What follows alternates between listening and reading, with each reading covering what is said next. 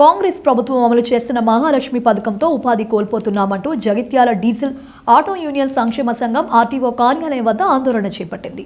తమను ప్రభుత్వం ఆదుకోవాలంటూ నినాదాలు చేశారు. ఆటో కార్మికులకు Jagtial BRS MLA doctor Sanjay Kumar సంఘీభావం తెలిపారు. ఈ సందర్భంగా ఎమ్మెల్యే మాట్లాడుతూ రాష్ట్ర ప్రభుత్వం అమలు చేస్తున్న మహాలక్ష్మి పథకం వల్ల ఆటో కార్మికులు ఉపాధి కోల్పోతున్నారని ఆవేదన వ్యక్తం చేశారు.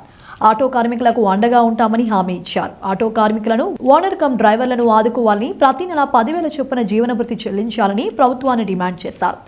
మహిళలకు ప్రతి నెల 2,500, పెళ్లైన ఆడబిడ్డలకు తులం బంగారం విషయంలో మహిళలను కాంగ్రెస్ ప్రభుత్వం పక్కదారి పట్టిస్తోందని ఆయన విమర్శించారు.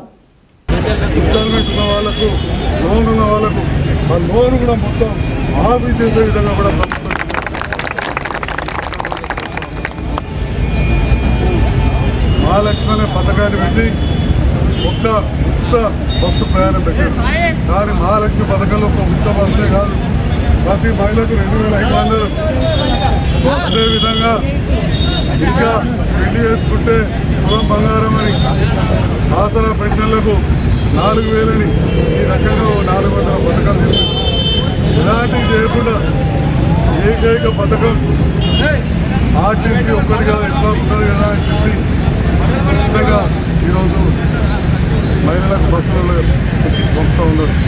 మరి ఎలాంటి బస్సు రూట్స్ కూడా పెంచలేదు, బస్సులు పెంచలేదు. ఆటో కార్మికులకు ఉపాధి ఎట్లయితే బీడీ పరిశ్రమ దెబ్బతింటున్నదో, బీడీ పరిశ్రమ దెబ్బతింటున్నాడు.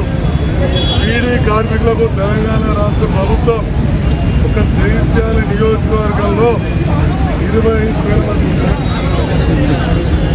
మరి ఏ రకంగా ఇచ్చిందో ఇవాళ బస్సులు ఉచితం చేయడంతో ఆటో పరిశ్రమ దెబ్బతింటుంది కాబట్టి, ఆటో రంగం దెబ్బతింటుంది కాబట్టి, ఆటో కార్మికులు రోడ్డు మీద వస్తారు కాబట్టి, ఆనాడు బీడీ జాతీయులకు ఎట్లయితే మీరు 2,000 రూపాయలు ఇచ్చి రేపటి నాడు 3,000 చేసిన మాటించారు.